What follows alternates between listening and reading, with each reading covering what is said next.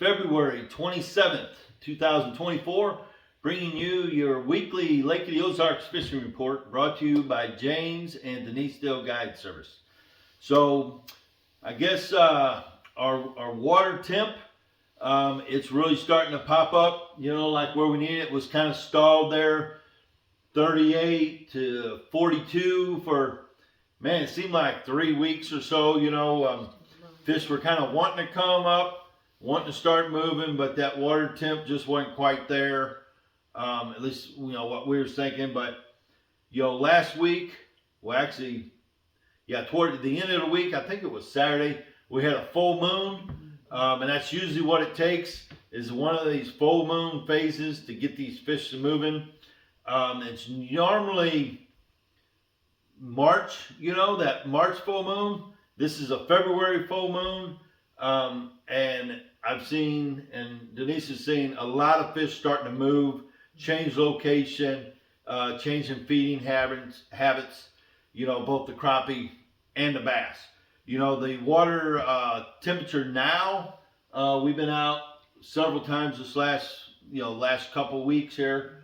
I'm seeing probably from 30, I'd say 40 to 45, maybe 46, like way up the Niangua where you get, excuse me, up towards Hahatonka. That water always warms up really quick, so you're going to see upper 40s up in that area, and then up some of your river arms. Since they're shallower and they're dirtier, they're going to warm up a little quicker. We've had these warm, windy days, and that's what we need, in the spring to really get things going, turning that water, oxygenating that water, rolling that heated water up, towards the banks. And, it puts the warmest, most desirable water and conditions for the bass on the bank. You've got that warmest water's rolled up, like I said, up to the bank. And when it's 75, 80 degrees like it's been, it don't take much to do that. So obviously, we're headed in the right direction. With that being said, now tonight, it's going to drop. Today we had, I think it was 78 degrees, real windy again. Now tonight, it's supposed to drop down into the 30s, if not the upper 20s. So major cold front. It just was lightning and thundering outside just 10 minutes ago. So that's total crazy weather, but I think we're already moving in the right direction, and there's a few fish moving already. This little cold front, it's not going to do anything to them. Maybe tomorrow, maybe 24, maybe 48 hours, they may back off, they may clam up a little bit, just because it's such a powerful hard front and cold front. But it's the Ozarks. It's the Lake of the Ozarks. These fish act a little different than, say, southern lakes. Sometimes it just fires them up, and they really feed, and they feed hard. It's going to be 30 degrees outside.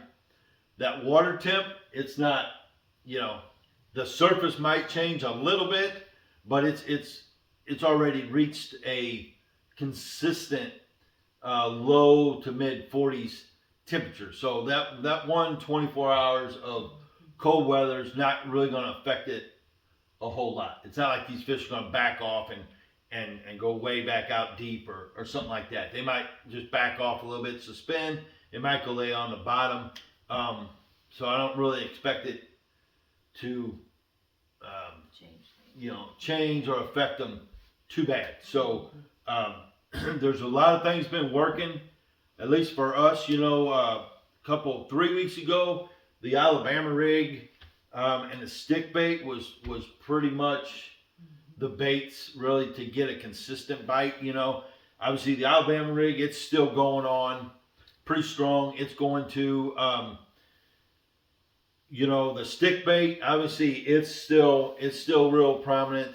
The jigs, the tubes, the swamp bugs, they're starting to catch a few fish now. Finally, consistently. I'm pretty sure you could probably go out and throw each one of those baits all day and come up with a solid limit if you stuck with it all day and stuck with the right pattern and banks once you figure it out. And obviously that's the key, figuring out what banks they're on. Are they on these bigger, steeper 45-degree banks? Are they on more little bluffy stuff, lead stuff, pea gravel mix? Are they out on the points just inside? They're all over in the spring, and so far we've seen that in the last, I'm gonna say the last week, that we've caught fish out, close to the points, and we've caught some fish pretty far back even. So the whole key is obviously finding the active fish, the feeding fish, and where they're at and what they're located, what they're relating to on any given day. So obviously, bait fish, like Denise just said, is a huge indicator of where the fish are going to be located, because they're going to follow these bait fish around. That's where they've been the last couple months. But now that water's heating up, there's a lot more activity. Small bluegill swimming around the bank. Obviously, crawfish are going to start coming out, moving around a little bit, and that's going to get obviously the bass up there feeding. And even out in some of the open water, not only the shed, but I really think a lot of bass and a lot of these big bass, they really like these little crappie.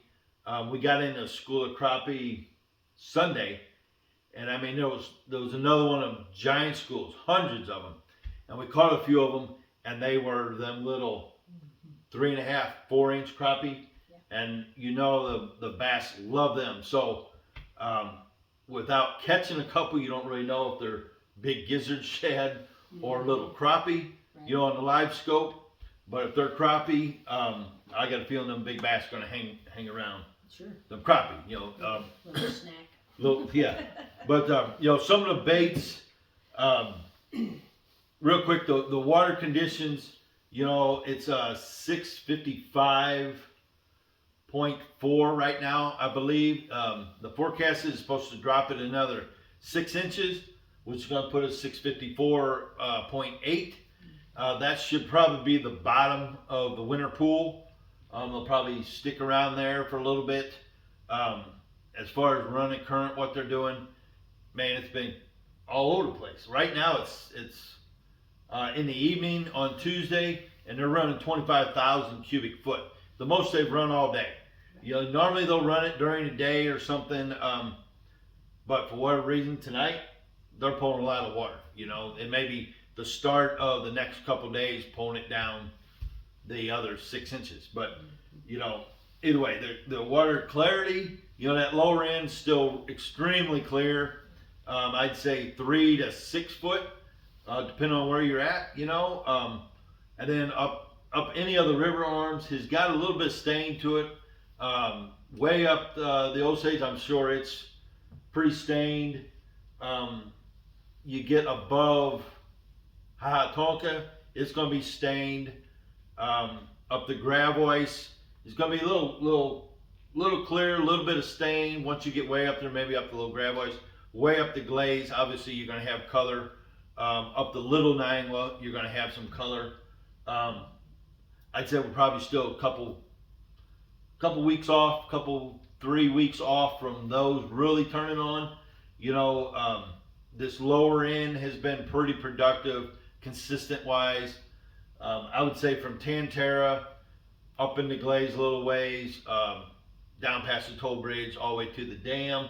Some of them bigger creeks, are producing pretty consistently, and some of the baits we're throwing that, obviously now The swamp bug's starting to come on pretty good. This is just a moss candy crack gator swamp bug, rigged on a 1/4 ounce crack gator shaky shaky football head, rigged on 12-pound fluorocarbon.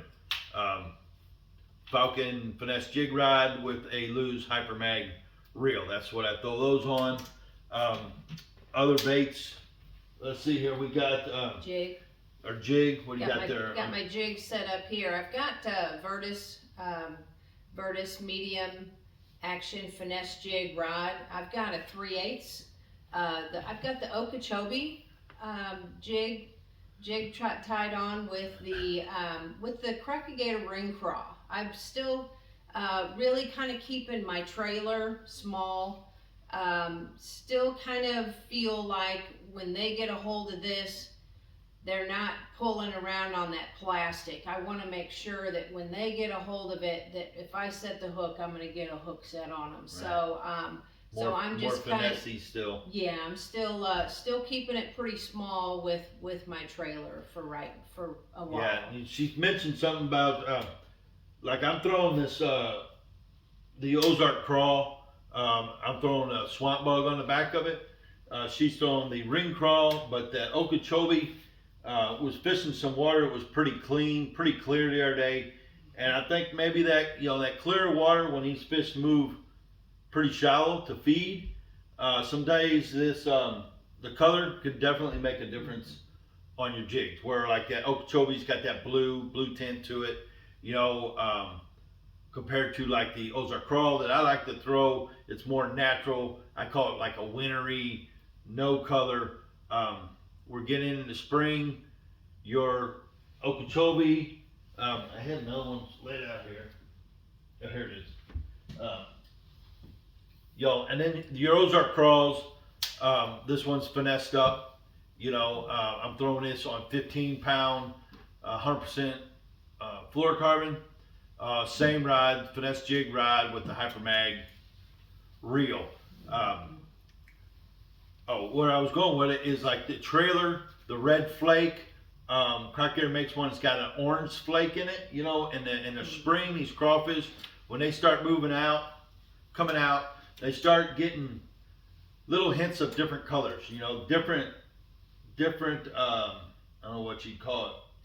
Breed or species of crawfish have different colors, and there's definitely one of the prominent colors at the Ozarks is that green, kind of a mossy, like the Ozark crawl green, but then pinchers get a real definite bright kind of orange on the pinchers. So that's where your ring crawl with an orange flake, or maybe they have one, it's an Alabama crawl, it's green pumpkin with some orange, kind of a apricot orange in it, can definitely make the difference, especially when you're working these jigs really slow and a fish kind of comes up behind it and takes a good hard look at it. I think can definitely make a big difference. Yeah. This is great. This is great time. I'm not having to wear my gloves and everything. Yeah, I can literally get and really keep in contact with your jig. The bite is a lot of times just heavy, and it's like you're not hitting the bottom anymore, and you can tell they've got a hold of it. So you just really got to make sure that you're working your bait and know what it's doing at all times, and if something changes, a fish has got it. Yeah, I mean it's a great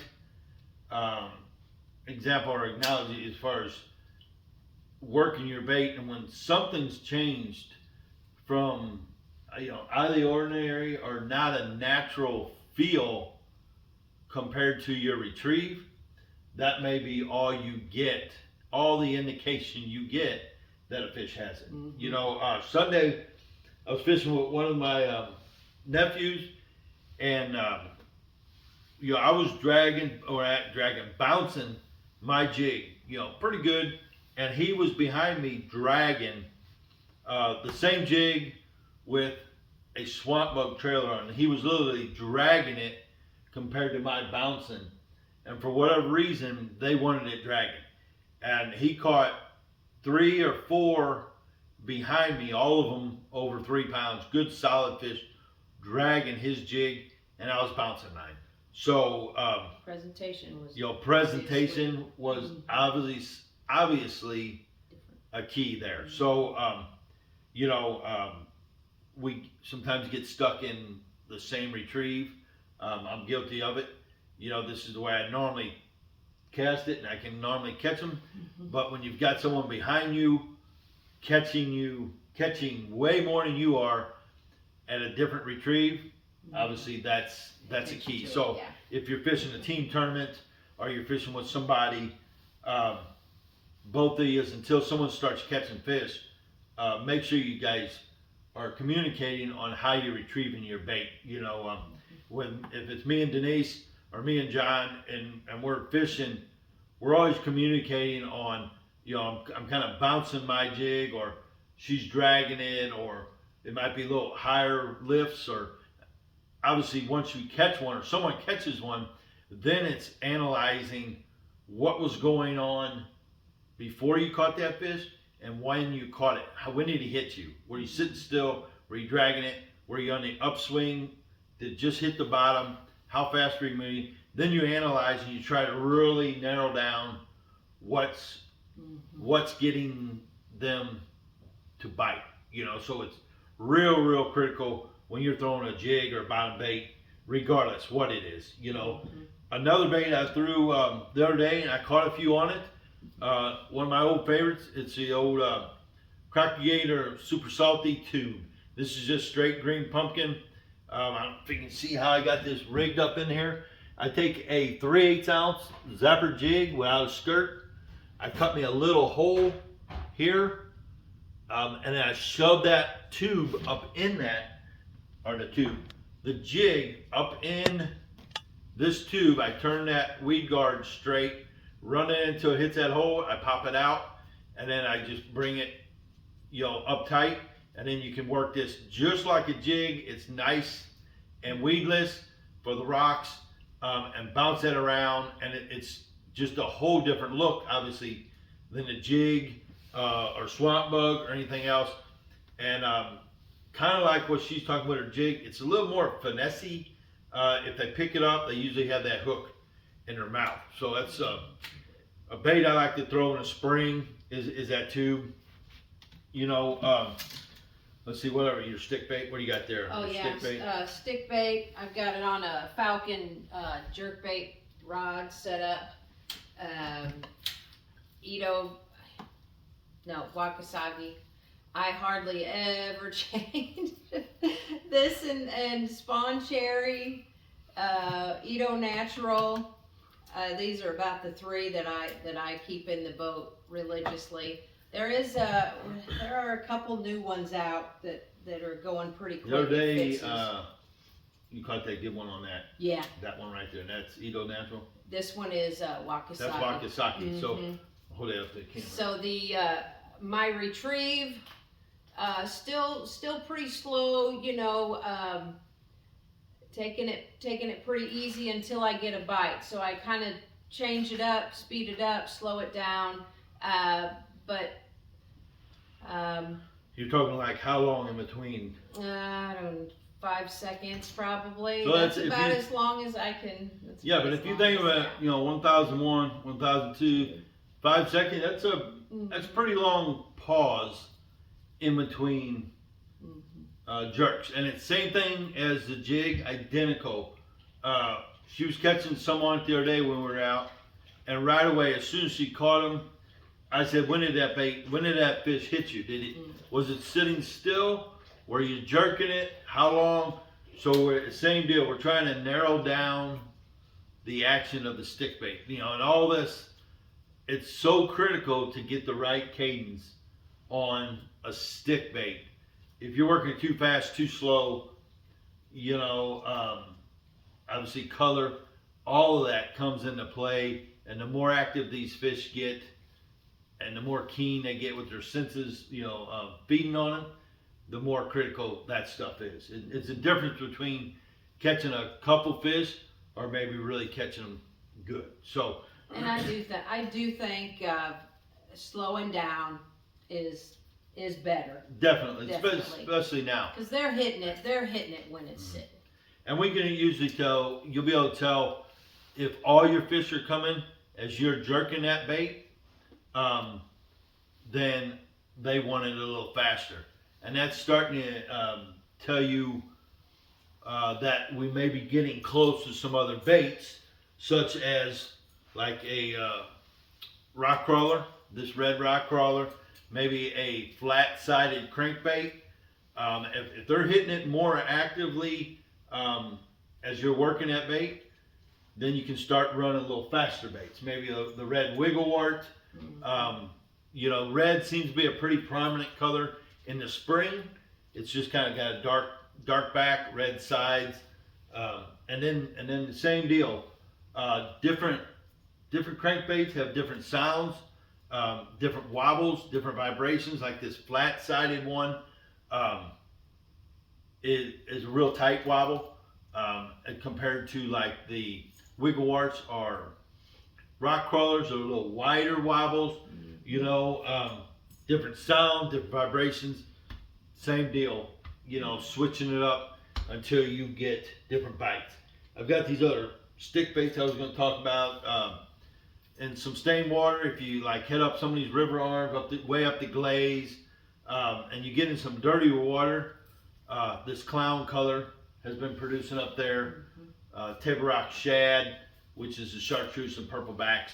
Something with a little more color, a little brighter, seems to maybe spark a few more bites in that dirtier water. Maybe if it's real cloudy, overcast, try some of these little brighter colors. You know, with stick baits, I would say, I don't know, 45 minutes to an hour. If you ain't getting a bite on it by then, switch up color and see if you can't do something to generate a bite. You know, there is a new color out. It's called Red Head, and it's got kind of a reddish maroon head, and then the body of it looks like spawn cherry. So that's kind of a new color out that's seems to be really productive too. Yeah. In that clear water. Now, like in the clear water, you know, I usually kind of throw this natural crawl. It's the old wigglewort, orange belly, green on the sides, green on the top. Just like what most of these crawfish are right now. The majority of them are going to be this color.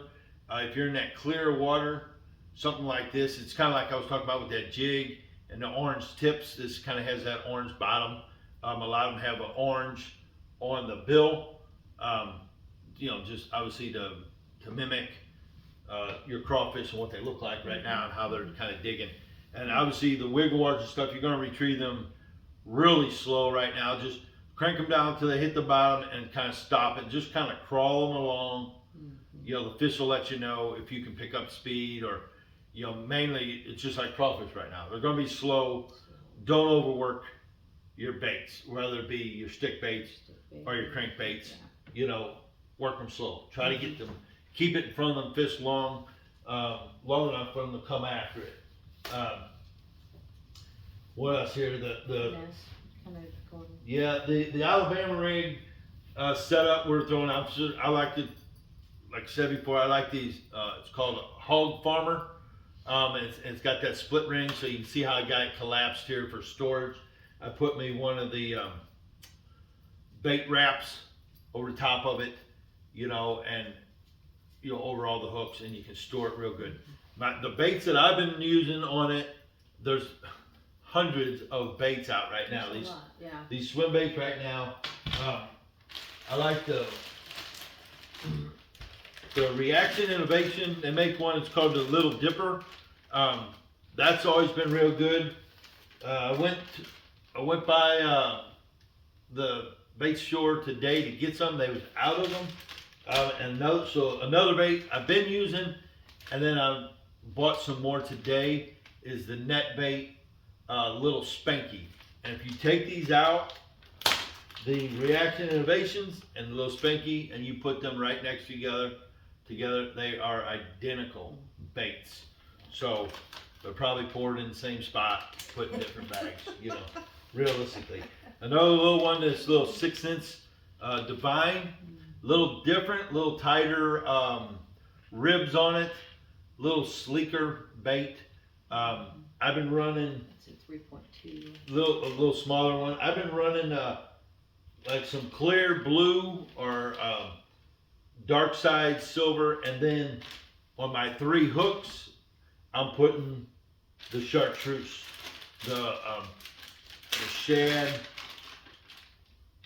with a little bit of chartreuse on the 3 that have the hooks. I think they'll visually hone in on those 3 with the chartreuse. And obviously, that's the ones I want them to hit because that's the ones that have the hooks on them. So, those swim baits have been working great for us. There's hundreds of them out there. Maybe compare them, look at them all. They'll probably most of them work. Zoom makes a little swimmer. Whatever. You work tackle store. What other swim baits are there? Yeah, there's we got rows of them. Rows of them, yeah. So piles of them, yeah.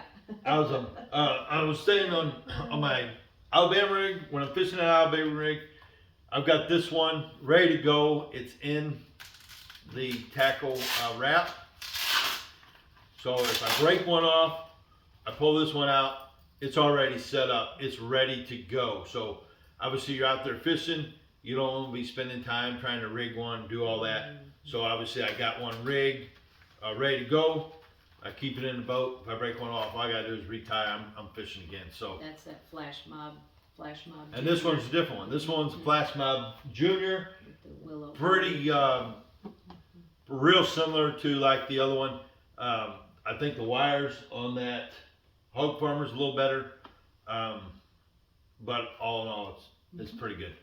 Flash Mob, they make a Flash Mob and then a Flash Mob Junior, and the Junior is just a smaller one.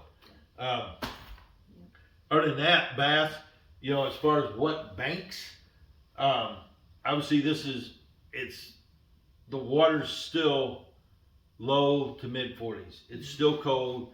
Fish are wanting to come up, but they're going to relate probably to these steeper banks. They're going to, in different days, since we're moving towards the spring, they're going to move up. They're going to get closer to pea gravel, maybe a pea gravel mix, rock mix. But then like you get a cold front like today, or high pressure system, or who knows what affects them, they'll back off to that steeper bank. So I think the majority of your fish are still going to relate to these little steep, little channel banks, but close. And the further we get towards April, the more they're going to be relating to pea gravel mix, whether it be a transition from pea gravel to baseball size or baseball to softball, whatever. I would key on a transition of some sort, big to smaller until you catch a couple fish. Yeah. Obviously, and that's going to change each day. We're going to fish this weekend. There's a couple tournaments going on this weekend. I know Bass World Sports has one Saturday. Just Fish has one Saturday. And then Sunday is the opener of the Anglers in Action. We're fishing that one for sure. It's their first one here at the Ozarks. There'll be 200 boats in that tournament for sure. The other two Saturday we'll probably have somewhere between 25 and 35 in those. But the Anglers in Action being the kickoff, being what Anglers pays out, they're guaranteeing $10,000 for first place. And then if your boat incentives, like I run a Vexus, and they'll match up to $10,000. So if we was to win that, we're going to win. We would win $20,000 on Anglers in Action. So obviously it's here at the Ozarks. We're going to fish it. We're looking forward to it. We've been out fishing, been fishing pretty hard. We'll see what happens. All these baits we talked about, we're going to throw all these baits. Friday, Saturday, Sunday. Hopefully Friday, Saturday, if we fish a tournament, either way, we can really dial things in a little more, and hopefully, get us one of them big old spring bags. Where and what direction, it's kind of wide open right now. We've been fishing several different areas, different arms, clear, stained. Haven't really seen a whole lot of difference anywhere we've been. It's been pretty consistent, wherever we've been. It's kind of odd that it's like that. We're just not quite there yet. Once we get into March, then there's going to be areas, stretches of lake that'll be really hot and really on fire. Right now it's all still pretty close, until we get some good couple weeks of good, steady, warm temperatures that really changes one area drastic over the other. So all I'm saying is right now, I think pretty much anywhere on the lake has a potential. I don't know, Lynn Creek all the way to Bagnell is gonna be probably consistent. And the Glaze, obviously. And they're gonna continue, we're seeing the skunk, we're smelling the skunks, the peepers, all those things that naturally occur in nature. In the spring, that tells us it's time, which normally it's March, but we're seeing all these indicators. We don't mind it being we're seeing all these indicators already. I mean, might as well, it's almost March, a couple days. Sure. So we're there. I would say we're 2-3 weeks ahead of where we normally are. I got one of them, what do you call it, flashbacks on Facebook. Oh, like a memory. A memory. And I think it was 8 years ago, and I was over at Shawnee Bend on this date and took a picture, and it was frozen all the way across. Oh, wow. So it was froze. Right now we're in the mid 40s. Right. So totally different. Yay. Good to see. Welcoming it. Crappie. We got to talk about crappie. A lot of people down here crappie fishing. A lot of big schools. We're throwing everything at the crappie. The crappie have kind of, one day you'll go out and you'll catch them. The next day, man, they have been finicky. I mean, just really different, active for whatever reason. What do you got set up there? Got a 16th ounce jig head set up with our 3-inch Kitech, the Easy Shiner. This is the Pro Blue Red Flake. Very slow retrieve right in the, cast past the schools and work it through, slow it down, really pay, this is where your forward facing sonar is just, it's if you're seeing if you're open water fishing, you've got to have it. What she was saying about slowing it down, we were throwing like an 8. Some days it gets tough. You got to go down to that 16th ounce and really slow that thing down. One thing she said that was critical is don't throw on top of your school. Don't hit around them.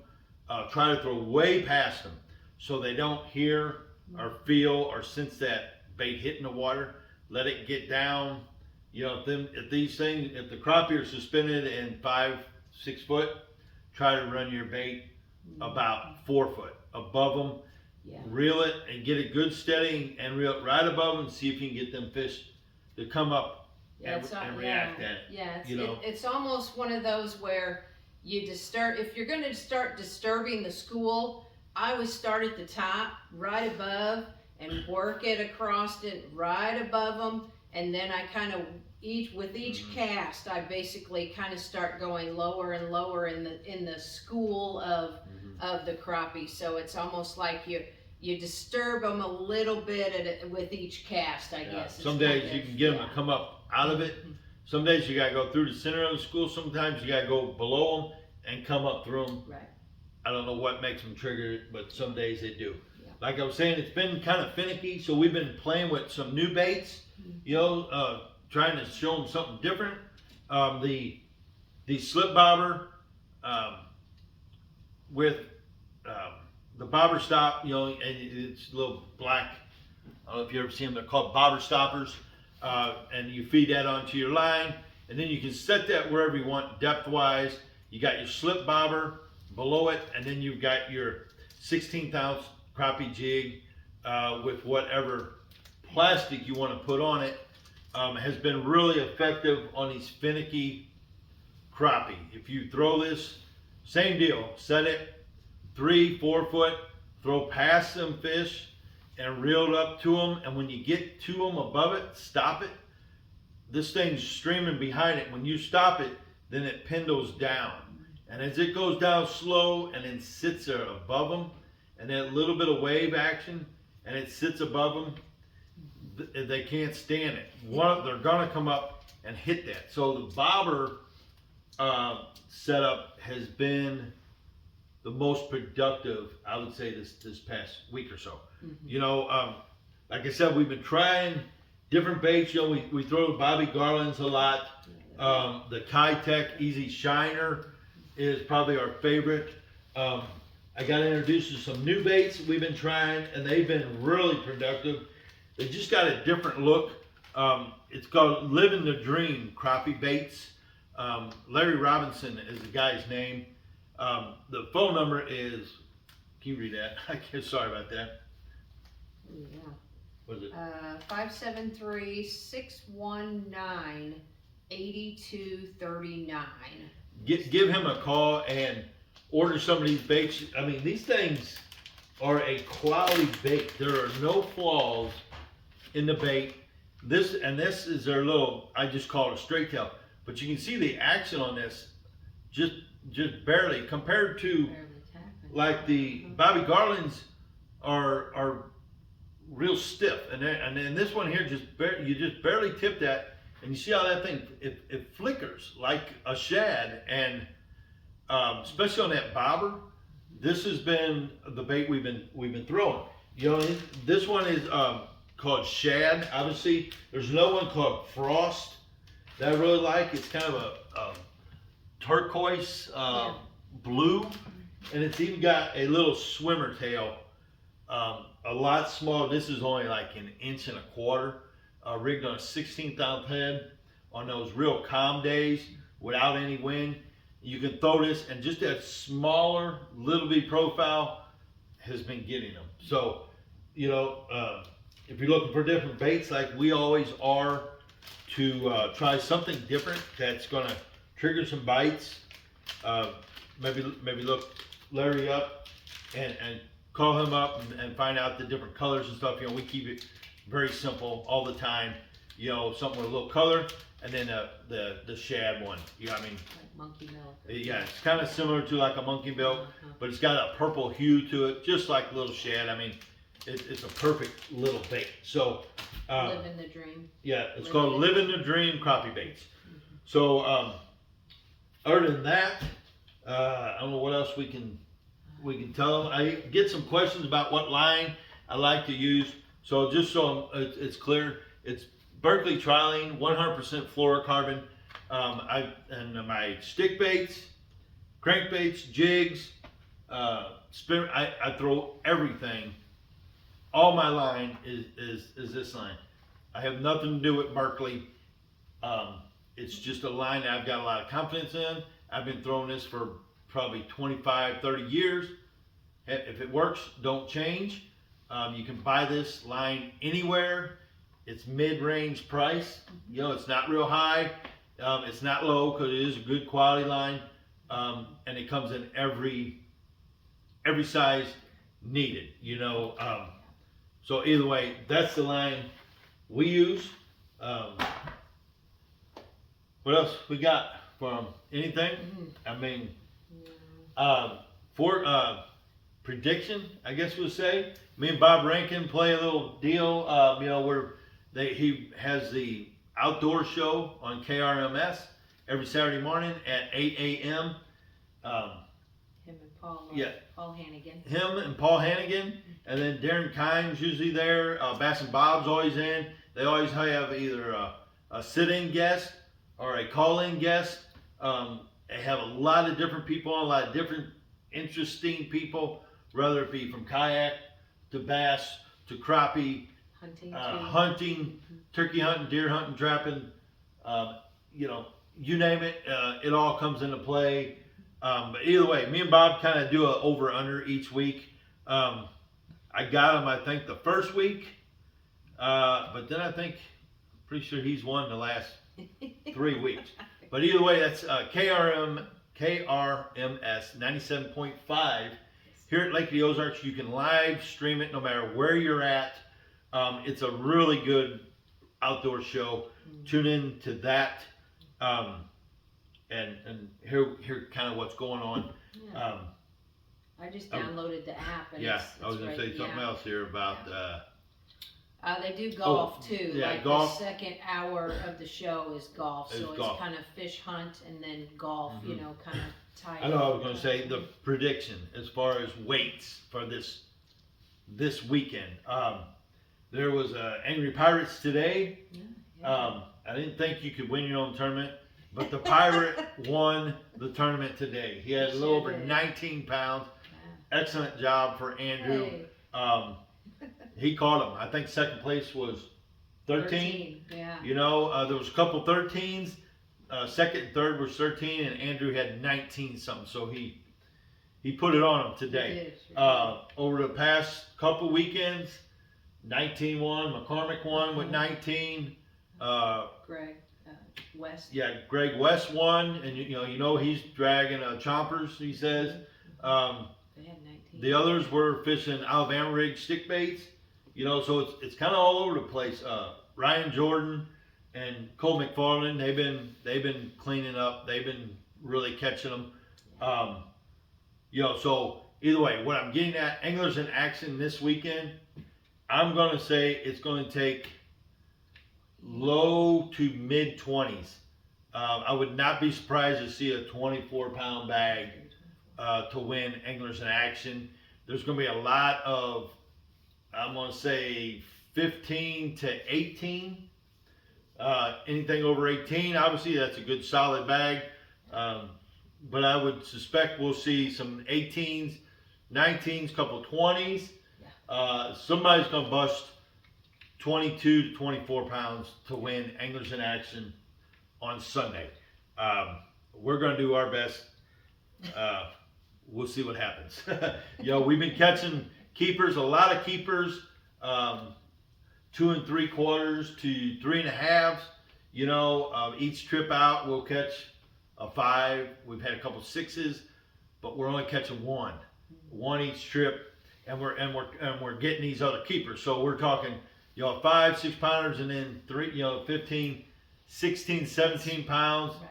I would say 14 to 17. But if you can catch 2 of them big ones, you just jump to 19. You catch another one, you're up over 20. So it's time. You just got to put it all together. Either way, fishing is really, I'm going to say, pretty good right now. And it's only going to get better. We get this little cold snap out of the way. It's going to warm right back up Thursday. Friday's nice, Saturday's nice, Sunday's mid to upper 70s again. I look for the bite to be really on this weekend. I'd say probably the best. Well, I'll say the best weekend of the year so far. We're only March Madness. 3 months into it. Yeah, exactly. We're getting into March Madness. Your favorite. March Madness is not about basketball. It's all about bass fishing. And March Madness starts next week. So get down here, enjoy it. If you see us on the water, come over, say hi, talk to us at the ramp, whatever. Please give us some feedback on the reports. Give us a comment, questions, comments, whatever it is. We like to hear it. So, I don't know, until next weekend, we'll give you a report on what happened this coming weekend and what's been going on. And we'll start picking up the reports a little more often. So, unless you got something else to add. Nope. Tackle stores, local tackle stores. You've got Fitz. You got 3 Fitz stores. You've got your Bryant's. You've got in Lori, Osage. Yep. So you've got plenty of tackle stores here locally. To kind of help you with the baits that you need. And the people in the tackle stores, obviously, they know what everyone's buying. And they're all have the people in them working that knows what's going on. There's some guides work out of Fitz's, Bryant's, they've been around forever. They know what's going on. So just come down and ask them. Yeah. They're going to lead you in the right direction. So Yeah. other than that, we've run this on long enough. Until next time, we will see you. Good luck. Wear your life jackets and good fishing. All right.